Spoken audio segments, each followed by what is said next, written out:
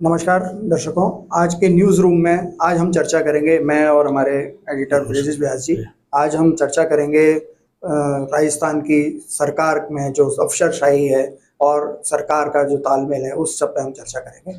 ब्रिजेश जी, ये बताएं कि अभी जो सेक्रेटरीट है, सचिवालय है, वहाँ का क्या माहौल है, किस तरह से भी अपन चर्चा। देखिए जन साहब, ये है पूरा मामला कि जो सचिवालय है वो शक्ति केंद्र है, पूरा पावर हाउस वही है पूरी सरकार का। और वहाँ दो चीजें हैं। वहाँ एक चीज ये है कि जो ब्यूरोक्रेसी है उसका क्या हाल है, और दूसरा है कि जो सत्ताधारी दल है उसके नेताओं में तालमेल कितना है। ये दो चीजें हैं। तो पहली बात तो अगर हम करें कि ब्यूरोक्रेसी का हल, क्योंकि बार बार ये चीजें उठ रही है कि ब्यूरोक्रेसी हावी है, और ब्यूरोक्रेसी का तो हावी जैसी तो नहीं बात, लेकिन हाँ एक चीज जरूर सामने आ रही है, और वो बात क्या है कि जब भी सरकार बदलती है तो पूरी ब्यूरोक्रेसी बदल जाती है, और उसका एक चेहरा मोहरा जो मुख्यमंत्री होते हैं, सरकार होती है, उसके हिसाब से तय होता है। अब आज के तारीख में अगर हम सचिवालय में देखते हैं तो उसकी स्थिति क्या है। सुधांशु पंत हेड है, पूरे ब्यूरोक्रेसी के मुखिया वही हैं, वही चला रहे हैं पूरे राज्य को। अगर हम उनके साथ अफसरों की टीम देखें तो कोई बहुत बड़ी टीम ऐसी नहीं जो निष्ठावान हो और वो उनको बहुत ज्यादा मदद उनसे मिल पा रही हो। उनकी स्थिति क्या है कि एक आप सुब्रा सिंह को ले लीजिए, एक समित शर्मा जी को ले लीजिए, जिनके आउटस्टैंडिंग परफॉर्मेंस है और जो सरकार को इस समय थामे हुए हैं अपने कामों से, और जो भी कुछ चल रहा है, जो थोड़ा सा फील गुड का माहौल है, उसकी वजह है वो दोनों अधिकारी अपने अपने विभागों के अंदर जबरदस्त काम कर रहे हैं। बाकी दूसरे विभाग उतने अच्छे से नहीं ताल से ताल मिला पा रहे, और उसकी बड़ी वजह ये भी है कि कहीं ब्यूरोक्रेसी में कोई परिवर्तन नहीं हुआ। ये वही अधिकारी अपने अपनी जगहों पे जमे हुए हैं जो पिछली सरकारों में रहे। अगर हम ये कहें इस पूरे मामले में, वसुंधरा राजे के समय तन्मय कुमार सत्ता के केंद्र बिंदु थे और पावर के वही मेन सेंटर थे। उन्हीं के इर्द गिर्द पूरी पावर घूमती थी, और उनकी पूरी एक टीम थी जिसको वो लगा के रखते थे, चलाते थे। उसके बाद है ना, इनका आप देखेंगे तो कुलदीप राका जी थे, देवाराम सैनी थे, है ना, इनका पूरा लॉबी चलती थी, इनकी चलती थी।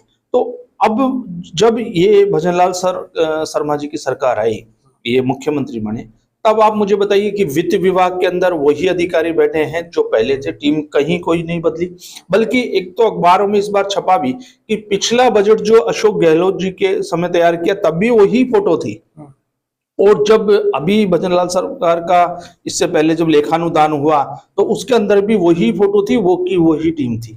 तो आप अंदाजा लगा लीजिए कि अधिकारी हैं, उन्हें जनता के लिए काम करना होता है, लेकिन फिर भी एक टीम और कैप्टन का सवाल है कि कैप्टन कौन है, टीम कौन है। नहीं, मगर ऐसा लगता है कि भजनलाल जी अब शायद कुछ फेरबदल करेंगे। हाँ, अब समय हो चुका। बिल्कुल, अब यही इंतजार है कि जो लोकसभा चुनाव तक हो सकता है कि वो इधर उधर नहीं करना चाहते होंगे, ज्यादा बड़ा रिस्क उन्होंने नहीं लेना चाहा होगा, लेकिन अब लोकसभा चुनाव निपट गया, उसके बाद जिस मोड में एक एक्शन मोड में सरकार होनी चाहिए, तो उसके बाद ये माना जा रहा है कि चाहे वो आईएएस अधिकारियों के हों चाहे आरएएस अधिकारियों के, तबादला सूची निकलेगी और जंबो सूची होनी चाहिए, और उसमें जो इसकी फेस सर्जरी होगी उसमें अब इनको अपने हिसाब से, क्योंकि अब 6 महीने में बहुत कुछ चीजें उनके सामने आ गई और बहुत सारी चीजों को समझ गए हैं, तो अब जो आएंगे और जो अधिकारी जमेंगे उसके बाद देखा जा सकता है। परंतु मैं जो बात कर रहा था कि अफसरशाही शायद हावी है, वो ऐसा इसलिए लगता है क्योंकि आप देखेंगे कि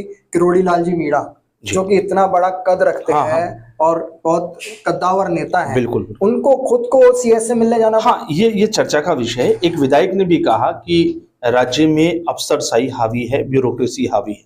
ये सत्ता पक्ष के ही पार्टी ने लगाया। ये बात विपक्ष भी कह रहा है कि अफसरशाही, तो कौन अफसर है जो हावी है? बात यह है कि अफसर कौन है जो हावी है। तो आप देखेंगे कि ये कहीं न कहीं से साउंड वहां से आ रहा है जहां पहले वाले अफसर जमे हुए हैं। तो उनका तो तरीका काम करने का वही है कि वो हावी रह के काम किया पिछले कार्यकाल में, और अब है तो अब भी हावी रह के काम कर रहे हैं। जहां तक बात है, आपने अच्छा जिक्र छेड़ दिया किरोड़ी लाल मीणा जी का, एक कदावर नेता है पार्टी के, और उनका कद वो जो चाह रहे थे वो तो आप हम सबसे छुपा नहीं कि वो बिल्कुल। किस जगह बैठना चाह रहे थे, या उनकी जो अपेक्षाएं वो और उनके समर्थकों की थी, वो अपेक्षाएं क्या थी, वो अपेक्षाएं पूरी नहीं हुई। उसके बाद एक और ज्यादा दौर उनके साथ में हुआ कि लोकसभा चुनाव के लिए उन्होंने कहा कि ये सीटें मेरी जिम्मेदारी, और अगर ये नहीं जीती तो मैं इस्तीफा दे दूंगा। वो इस्तीफा भी बार बार पूछा जाता था, उन्होंने कहा कि मौन जो है मेरी स्वीकृति है, कि मैं मतलब वो इस्तीफा नहीं दे रहे हैं। पर इस्तीफा भी नहीं दे रहे तो वो फिट भी नहीं हो रहे, मिसफिट भी है सरकार में, क्योंकि जिस जो उनका कद है वो और उनकी जो कार्यशैली है, कद और कार्यशैली दोनों आड़े आ जाती है काम के। अब उनको जाना पड़े सीएस के पास और उनको जाके बोलना पड़े, तो ये शायद मैं समझता हूं कि जो स्वभाव उनका है उसमें किस लेवल पर उन्होंने जाकर के वहां मुलाकात की, कोई अजीब बात नहीं है, सीएस से मिलने जाना चाहिए, लेकिन काम के सिलसिले में किरोड़ी लाल जैसे बड़े नेता जाएं, ये थोड़ा सा अलग इसी को देख के लगता है कि अफसरशाही काफी हावी है और मुख्यमंत्री जी का वो कंट्रोल नहीं है जो होना चाहिए। मुख्यमंत्री का कंट्रोल नहीं है, दरअसल कंट्रोल बहुत है, विजन बहुत अच्छा है, लेकिन टीम जो अफसरों की होनी चाहिए वो टीम अभी इनकी खुद की टीम नहीं है। इनकी खुद की टीम या नहीं है, तो वसुंधरा राजे के समय की तन्मय कुमार की टीम है, या आप कह लें कि देवाराम सैनी और कुलदीप राका और जो दूसरे लोग थे उनकी टीम है, जो थे अरोड़ा साहब है उनकी टीम है। तो फिर इनको अपनी टीम निर्माण के लिए अब खुद को जो भी सर्जरी करते हैं ये ब्यूरोक्रेसी की, उसमें एक अपना खुद का बनाकर चलना पड़ेगा। अभी तो एक और लेटेस्ट ये है कि अखबारों पे छापे पड़ रहे हैं, तो उसमें भी कई लोगों के नाम आ रहे हैं। उसमें वो लोग जो पिछली सरकार में जिन्होंने डिजाइन बॉक्स से लेकर के और बड़े बड़े विज्ञापनों के काम किए, पुरुषोत्तम शर्मा रहे, सीकर आ चुके हैं, सीकर में रह करके अब वो काम कर। तो कुल मिला के बात ये है कि अभी ये आंच कहाँ तक फैलेगी सीबीआई के छापों की, ये भी देखना पड़ेगा। शुरुआत हुई है तो पिछली सरकार में जिन अधिकारियों ने आका को खुश करने के लिए काम किया, तो उनको अब कहाँ तक ये क्या कहाँ से आवाज उठेगी और किस तरीके से ये भ्रष्टाचार के मामले निकल के आएंगे। परंतु ये तो आप देखेंगे कि पिछली गहलोत सरकार में भी उनके खुद के मंत्री जी चांद्रा जी हों, हाँ, कि आपके ये क्या नाम है उनका, ये यातायात मंत्री जो थे, जी। उन्होंने भी इल्जाम लगाए थे। हाँ। मुख्यमंत्री जी ने डायरेक्ट कहा था कि भाई अफसर हम पे हावी बहुत ज्यादा है। ये देखिए, ये एक अनवरत प्रक्रिया है कि कोई भी सरकार आएगी तो निश्चित तौर पर जो भी जैसे हमने आपको कहा कि तन्मय कुमार थे वसुंधरा जी के टाइम में, उसके बाद में कुलदीप राका जी कह लें या अरोड़ा कह लें, या फिर उसके बाद देवाराम से निकले, सब एक टीम अपनी खड़ी करते हैं। और हर विभाग में जो सेक्रेटरी लगाए जाते हैं वो भी ये देख के लगाए जाते हैं कि उनकी निष्ठाएं और उनकी रिपोर्टिंग सीधी सीएम तक हो या वहां पहुंचे। तो फिर मंत्री कहीं असहज महसूस करते हैं, वो तालमेल नहीं बन पाता।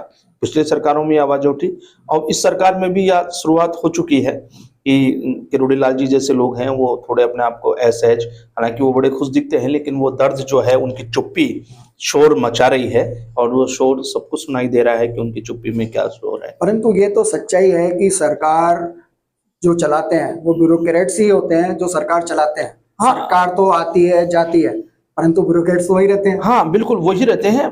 चुनना, सरकार में जो मुखिया बैठा है उसे उन्हीं अधिकारियों में से चुन करके अपनी सर्वश्रेष्ठ के लिए एक टीम खड़ी करनी होती है, और वो जो टीम खड़ी करते हैं वो दिन रात लग करके अपने टीम जो लीडर है उसके लिए काम करते हैं, उसको सफल बनाने के लिए काम करते हैं।